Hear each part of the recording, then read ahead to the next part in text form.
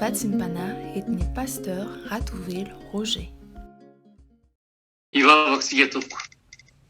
Dia raha Lazara voninahitra no atolotra ianao ry Jesosy tomponay, ilay tianay, ilay mpanjakanay. Dia Andriamanitra loloavinay atapony loha. Dia toy izay miompanahy. Anatotra eo anatrianao ny voninahitra ho anao, satria mendrika anao izany. Misotranao feno izay tamin'ny tehirizanao anay tamin'ny aliny. Namezanao anay roaraina vaovao indray. Maraina hanehoanao anay fa tianay ianao. Ary tsy velom-belom-pona fa velona afaka miteny, afaka mihetsika, afaka miaina, afaka mijery eny, afaka manatanteraka izay rehetra mba hiverinay mba soa ny amin'ny fiainanay tsirairay. Sotranao ny amin'ny fandeferanao ny amin'izany satria randrariny dia tsy mendrika anay koran'izany fahavelomana izany. Fa mbola tianao izay, atsiaro tena ka hiverina eo anatrianao satria miandry anay lalandava ianao. Da io teny izay ambara Jesosy satria matoa alefanao ny anjara fitenenana ho anay tsirairay aby androany. Dia misy tanjona tianao tratrarina foana ao anatin'ireny afatra alefanao reny satria anao mihitsy ny teny hoe tsy verina ny amiko ny teny raha tsy efa natanteraka ny irako nampanoviko azy. Tetezoarany isan-tokantrano hoe mba ho tena tanlona ka handray izay tena tianao ambara ka hamozato eny votsara araka ny sitraponao. Dia andao Jesosy araka voninahitsy ny anaranao. Dia amin'ny anaranao feno Jesosy Kristy, Pelona avy any Nazarety tano angatanay an'izany. Aleluia, amen. Dia ampitombona amintsika mandrakariva ny riavana ny fahasoavana mampiadanana avy amin'Andriamanitra ray sy Jesosy Kristy tompontsika. Ary dia mbola faly miarabantsika tsirairay avy tafahoana indray na eny na dia amin'ny alalan'ny zomary amin'izao asabotsy izao. Ny epistily voalohany soratan'i Jaona, epistily voalohany soratan'i Jaona toko 5:10 ka hatramin'ny 12 no vatsy no mentompantsika indray izao maraina izao. Jaona voalohany toko 5:10 ka hatramin'ny 12. Rehefa hita dia vakiako amin'ny anaran'i Jesosy, izay manana ny zanak'Andriamanitra no manana ny fanambarana ao anatiny. Izay tsy mino an'Andriamanitra dia efa nampandainga azy, satria tsy mino ny fanambarana izay nambaran'Andriamanitra ny zanany izy. Ary izao ny fanambarany, fiainana mandrakizay no nomen'Andriamanitra antsika, ary ao amin'ny zanany izany fiainana izany. Izay manana ny zanaka no manana ny fiainana, izay tsy manana ny zanak'Andriamanitra no tsy manana ny fiainana. Amen. Mba alaivo sary an-tsaina kely ngery havana ny zavany seho teo amin'ilay avoana ivelan'i Jerosalema dia ilay atao hoe Golgota, ilay toerana izay hanoboana ireo amin'ny hazo fijaliana ireo olona meloko. Ary dia ivelany miantony eo ny fatiny mba ho anatra ho an'ny hafa. Iny tokoa mantsy mitsangana eo amin'ny tapon'izany avoan'izany ny hazo fijaliana telo, ka eo amin'ny andany sy ny ankilany dia misy ireo tena jiolahy, fa teo ampovoany kosa dia ilay lehilahy iray izay nataon'ny mpitsara hoe tsy hitako izay heliko ity lehilahy ity, araka ny voasoratra ao amin'ny Luka toko 7:24. Ary dia napetraka teo ambonin'izany hazo fijaliana izany ny soratra hoe ity no Jesosy mpanjakan'ny Jiosy. Dia nolazainy anjely tamin'ny Maria hoe izy no hamonjy ny olona ho afaka amin'ny fahotana. Tonga tokoa mantsy ny fotoana izay natanterahany ny asa-panavotana, ka nisy romotoerana n'ireo rehetra nino azy, ka hiaretany ny fanamelohana sy ny famaizan'Andriamanitra izay tokony ho andra olombelona, dia izao sy anao izany noho ny fahotana.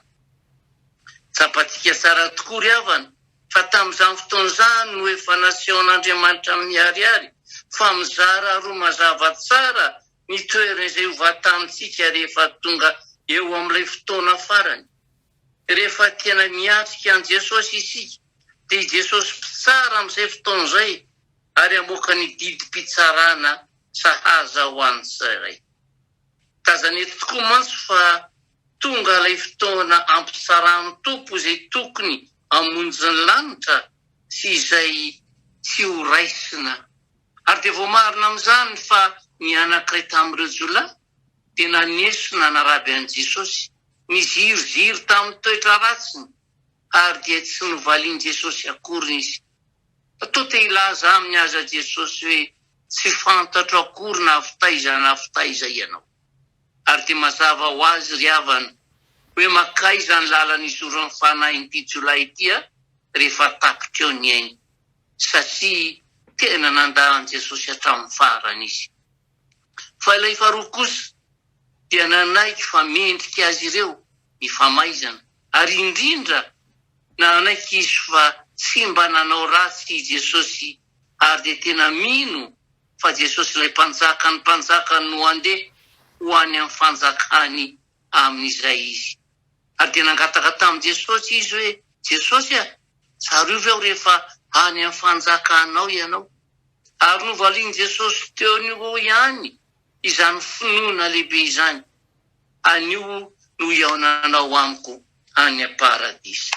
Tsy iaona fe iaona, fa izao no voalaza amin'ny bokin'ny Diema amin'izany teny izany hoe lazaiko aminao anio ihany fa dia tafaraka amiko any am-paradisa ianao.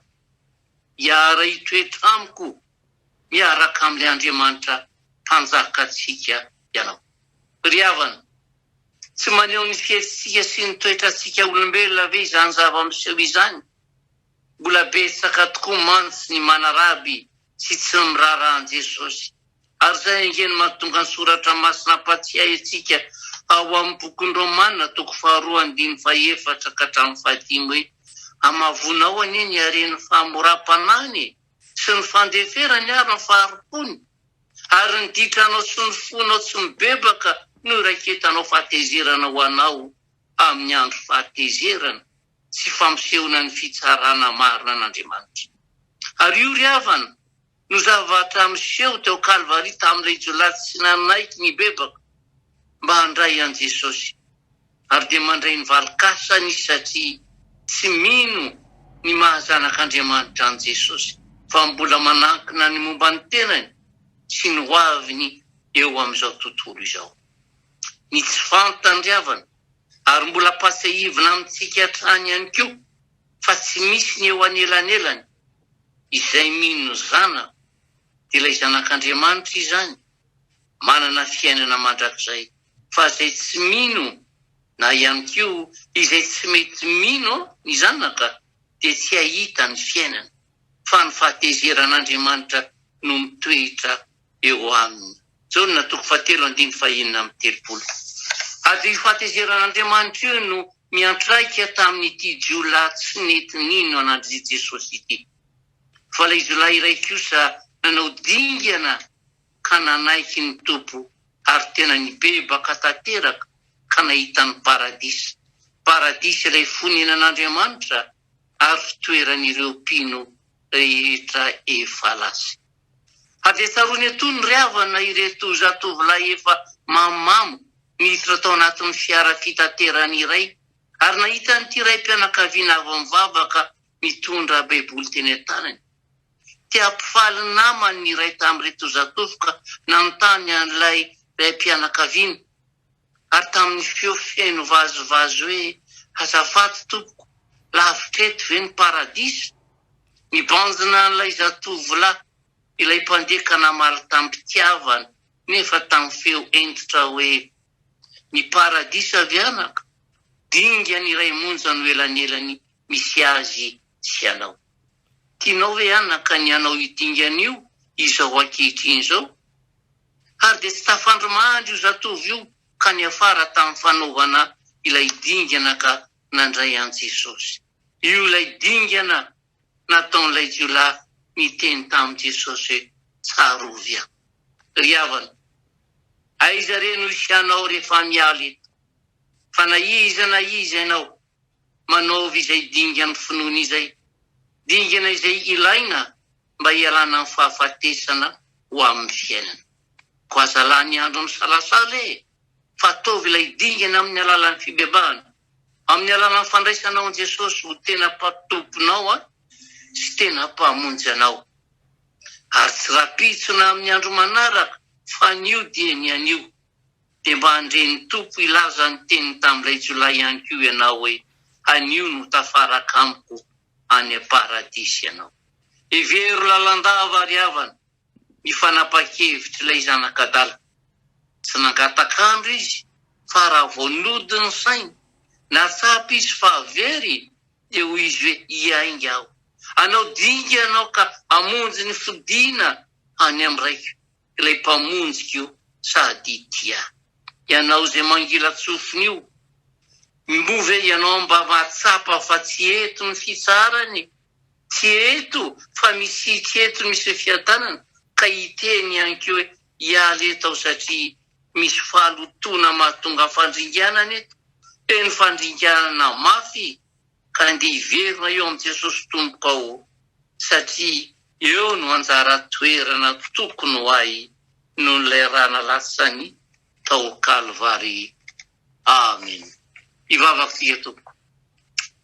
Ry Andriamanitra ray zanakary fanahy masino, voaporofo tamin'izany afatra nomenao anay izany, fa eo anilanao ihany tokony toerana sahazanay. Ary tsapanay foana izany fa tsy mahefa nahinana iny zay raha lavitra anao hoe. Vo mainka ary zay very miafarany manalavitra anao dia miaina any anatin'ny kisoa, miady hanina amin'ny kisoa. Tsy tantinay izany, nefa dia hiainanay fa miziriziry ny akamaroanay. Eny izay iray manontolo mihitsy tsy mety miverina, nefa ny anjara toeranay vavohomanao. Satria anao mihitsy nefa nyteny hoe raha nialaka nandao ny mpianatra hoe andeha ka namondranamboatra fitoerana ho anareo, ka zay toerana misy ihany ho isy anareo. Tsy omena an'izao tontolo izao zany toeran'izany Jesosy fa ho anay izay rehetra vonona hibebaka hiala amin'ny ratsy, hitodika ao aminao. Ampio zay fanahy masonao mba teny hibebaka amin'ny resaza toerana sahaza ho anay tsirairay. Mametraka ny tsirairay eo am-pelantananao ary zay mba samy atsiaro tena fa tsy eto amin'izao tontolo izao ilay fiadana, tsy eto amin'izao tontolo izao tokoa ilay fitsarana, fa any aminao ilay fiainana mandrakizay ifaliana isan'andro tsy misy fetra, miaraka aminao ilay tomponay sy mpanjakana. Raha tena mba fanirina ingy Jesosy dia te hiara-paly aminao tokoa izay. Ampio izay hiala amin'ny herin'ny Satana fanahy masino, mba hitafahoana aminao ka mba handre tokoa ilay teninao hoe anio dia ny anio no tafaraka aminao any paradisa ny mpanomponao. Da io ny mpanomponao amin'izay rehetra tao androany, na ina ka sainy tsirairay anehoanao foana e, fa tsy manadino anay ianao, fa isaky ny jery anay dia anasoa anay teny mpikasana maminay loatra izany. Tolotra am-pelantananao ny fiainanay, ny fahasalamanay, zay rehetra mahatery anay anehoanao foana fa ianao no Andriamanitray, tomponay, tianay, ka tsy misy zava-mahagaga zay tsy hainao satria ianao no Andriamanitra ny nofo rehetra. Mankasitraka Jesosy mankatelina tompo, dia matoky zay fa hotononao aminay ny hitondranao masina hoe tsy efa nandidy anao va, mandehana amin'izao herinao zao, fa zaho ombanao mandrakariva ambara-batonga amin'ny fataveran'izao tontolo izao. Hitahy anao satria malala eo imasoko ianao, sarobidy amiko ianao, eny sady tiako dia ombanao anio ampitso mandrakizay. Miomany mibeba fa efa vonina hiary hipetraka aminao ao a-paradisa rehefa tonga ny fotoana. Toteanao dia sy ny anjara voninahitra Jesosy fa ny fahatsarana kosa finoana indrindra apetrao aminay mba hiaonanay aminao raty zay tonga ny fotoana hialanay ety. Sotra Jesosy eo. Aleluia. Amen.